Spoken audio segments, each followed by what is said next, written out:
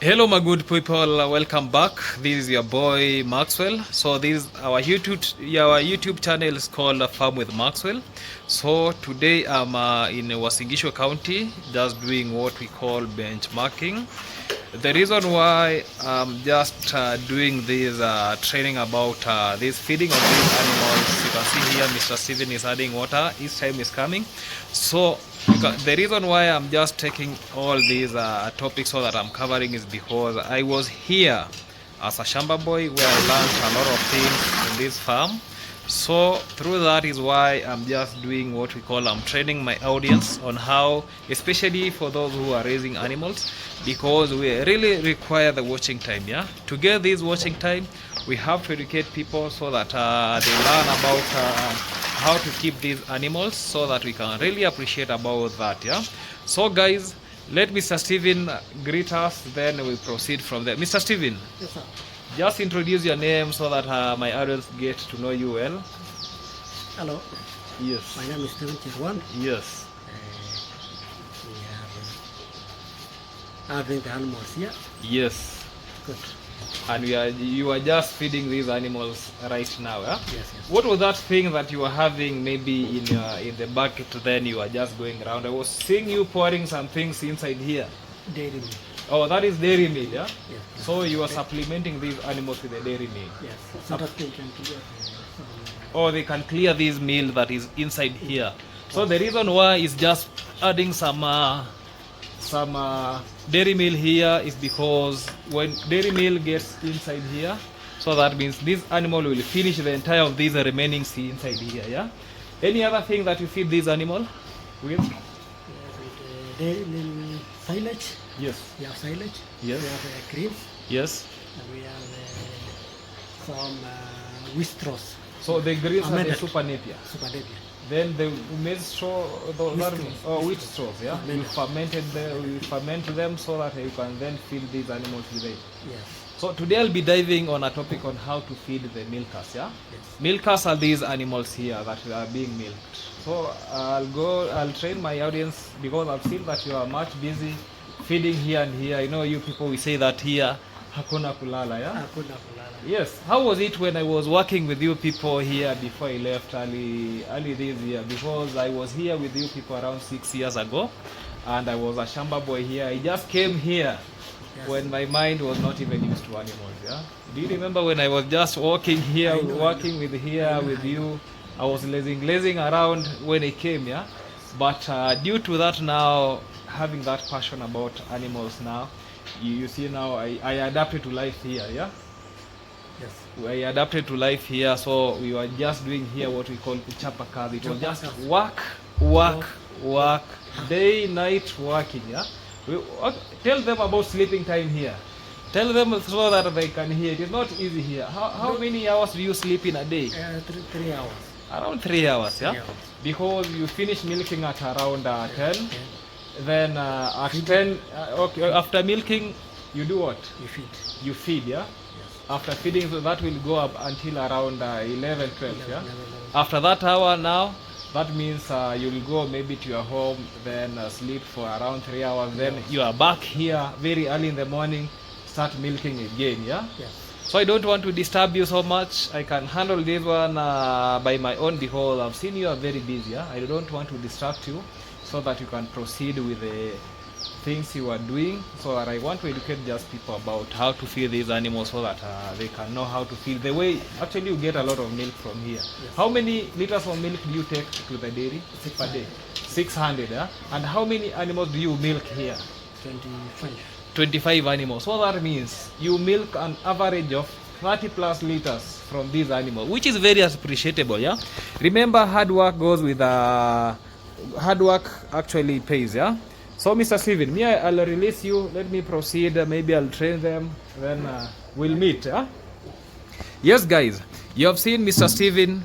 He was trying to explain to us about something. This is a very busy farm, and I don't want to take a lot of his time because he has to go organize on some other things so that we get learning. So if you are new to this YouTube channel, make sure that you subscribe.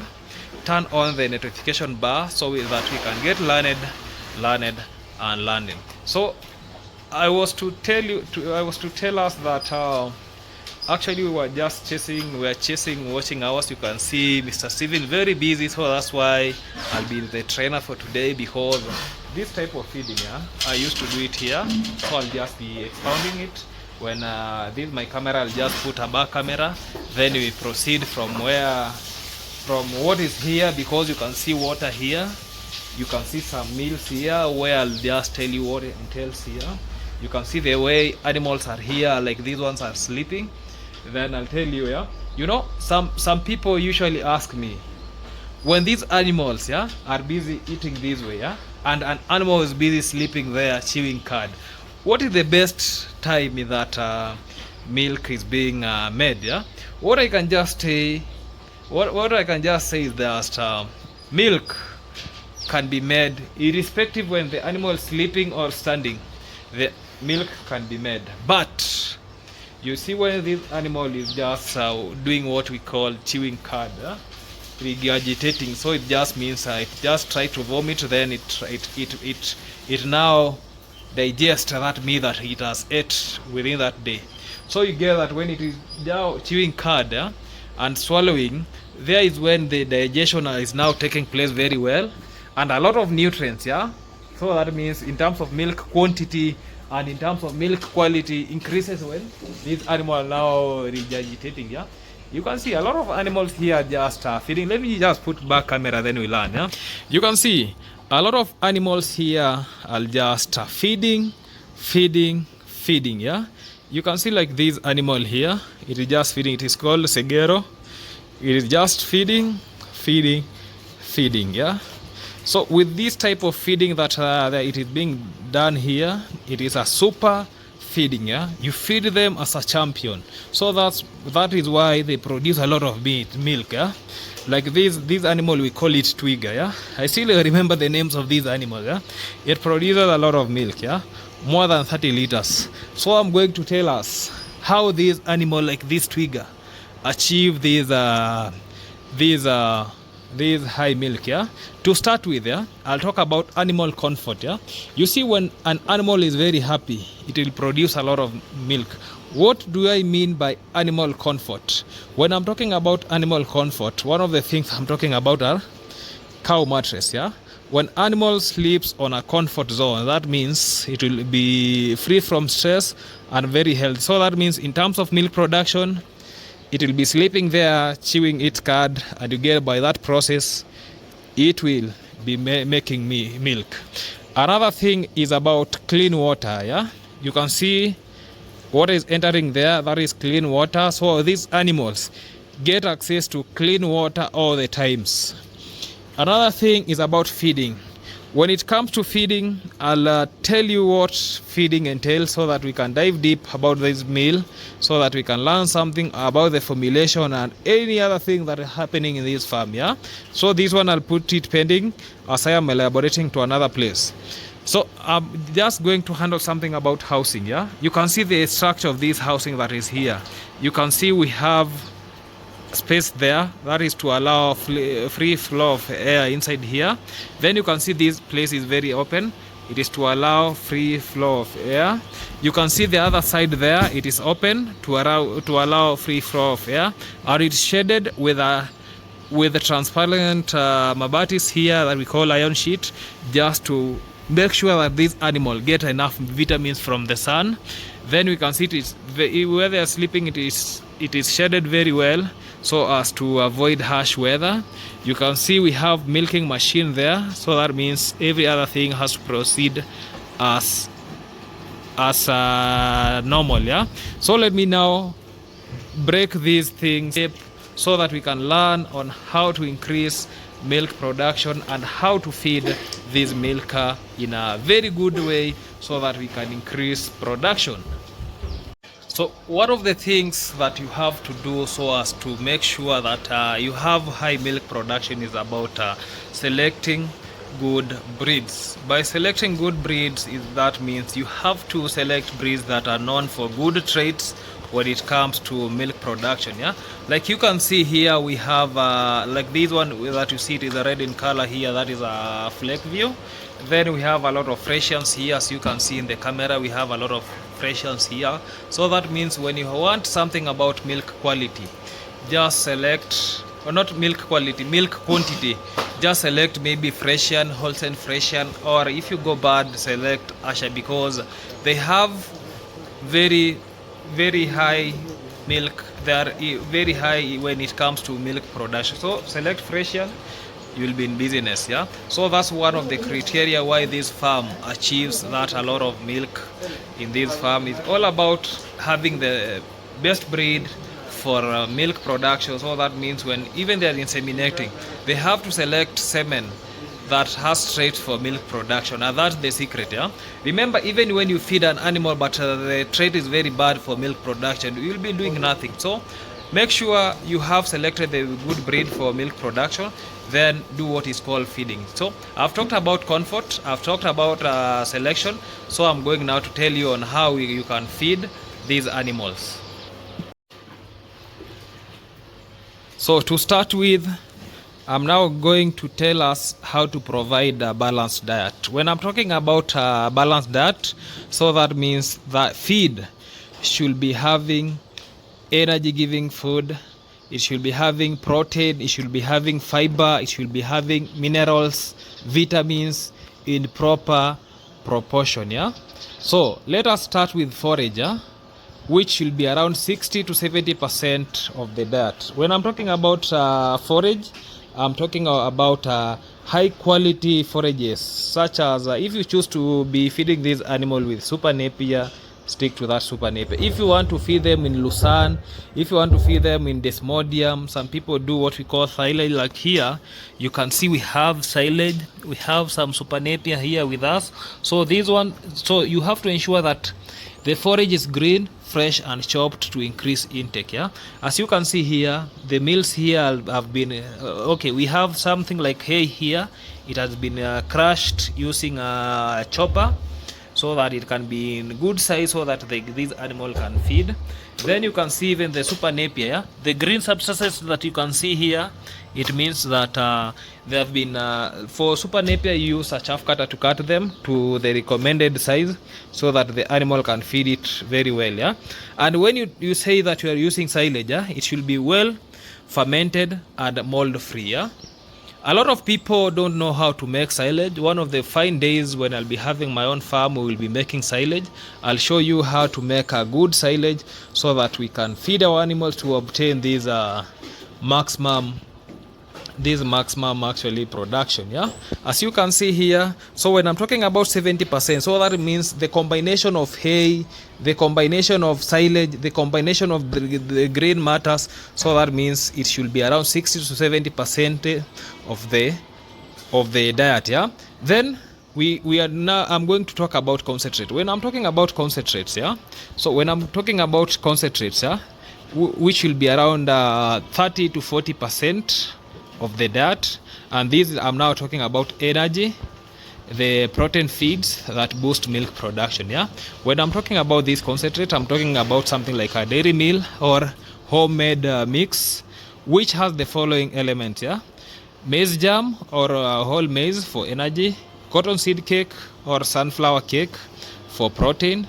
wheat bran or pollard for energy and fiber. Then mineral, yeah, it has to be having mineral leak or salt. Some people put lime in it or DCP. So when I'm talking about mineral, yeah, I'm talking about this salt leak. You can see the way these animals have just leaked this salt to their fullest, so that means they like this thing. Yeah, so when it comes to feeding rate, yeah, just feed around 1 kg of dairy meal per 2 liters of milk produced, and you have to adjust based on the actual yield. So that means any animal here, according to maybe in every 2 liters, yeah, you give it 1 kg of dairy meal. So that means that is the weight you should feed your animal. So that means if this animal is producing, let's say around 20 liters, yeah, so it should get around 10 kgs of dairy meal, of a dairy meal. So that means that is actually the it should be feeding that way. And sometimes I usually tell people to do what we call challenge feeding. Yeah, you try when you reach the 10 meals, then you start reducing or increasing. Yeah, you start by increasing until where you see that when you increase, there is nothing happening. Yeah, there is nothing happening, so that means there is no increase in production. So when it reaches that point, you just remain to that point. Yeah, another thing is about consistent feeding schedule. Yeah?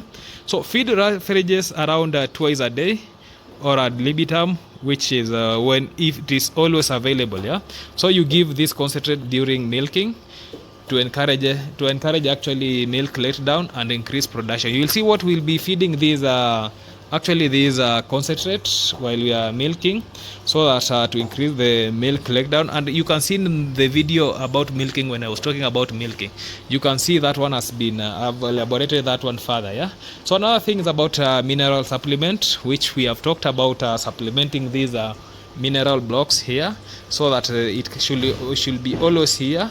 So that means these provide actually, these minerals contain calcium, phosphorus, magnesium, and other elements that are very good in terms of milking production. Another thing is about body condition management. Yeah, ensure these cows are not too thin or too fat. Yeah, you can see like this animal is sizable in size, so that means it is not too thin and it is not too fat. Yeah, so that means the target body condition score, it should be around actually around 3.5. Yeah, which is being recommended. Yeah, also you can do some other, I can just add some additional tips on how to feed this animal. So this means feed after calving should be increased gradually to avoid digestive upset, and separate. Actually what you can see, there are some separation here.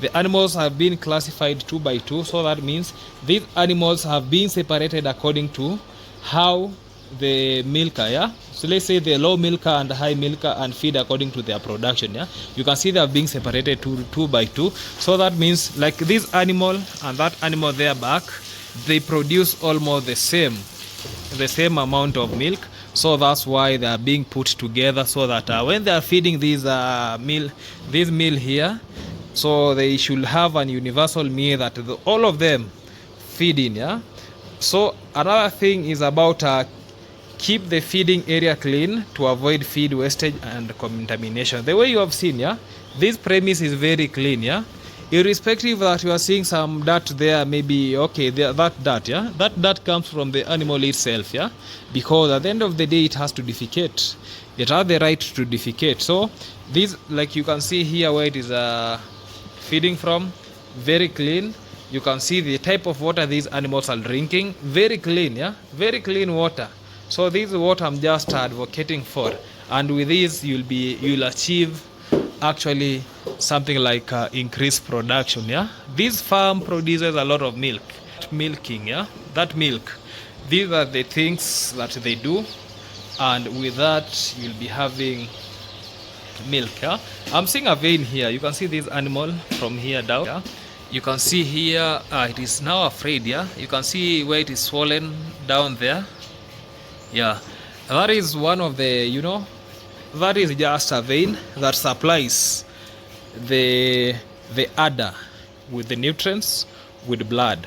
Remember, blood contains nutrients, so that vein you see that is down there, it supplies the udder with the nutrients. And remember, what makes the udder to have milk, what makes the udder to have milk, actually milk is made in the udder by specialized cells that extract nutrients from the blood. Yeah, that's why I've just pointed on that vein, so that we as individuals can see what is what helps these animals to process this meat. Yeah, and the process is constant throughout the day and night, but more active after feeding, because there is a rise in blood nutrients, and hormones like oxytocin, which stimulate milk down, are more active during and after milking and or nursing. Yeah, so milk production is not directly tied to feeding or sleeping, but good feeding improves the quantity and quality of milk. Guys, you can see now cleanness is now progressing the cleanliness is progressing here. Yeah, you can tell the camera high.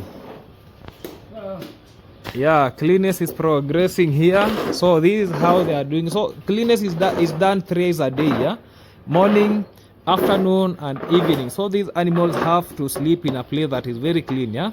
So I want to handle something about chewing cud. Yeah, where you see that rumination. Yeah. So cows chew cud when they are resting and not during active eating, like that one. Yeah, like this one, you can see this one is active eating, so it is now it is not chewing cud. Yeah, when you see that animal they are sleeping, it is chewing cud, and they do not chew cud while sleeping, but they ruminate while lying down and awake. You can see that one is just doing what we call rumination or regurgitation. This looks like they are resting or dozing. Yeah, a healthy cow spends around 8 to 10 hours per day chewing cud. Yeah, as you can see, these animals spend that time. And when a cow is sleeping, it sleeps around 4 hours a day in short naps. Yeah, it does not do what we call like human beings. You just go to bed, then sleep, you start kungorota. Kungorota is just vibrating in the bed. During this true sleep, they do not chew cud, yeah, and make active milk through their body continuous passive milk synthesis. Yeah, so that's it about something like how this good cow, you can see this cow is very good.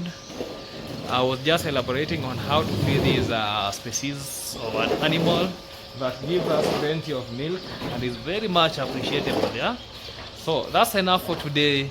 Let's learn some other time. Goodbye for now, till we meet again. Remember to subscribe to my YouTube channel so that we can get to learn about these animals, how to feed these animals. And there we go. I really appreciate for your time that you have taken to watch this video. It does not go in vain. And thank you till we meet there.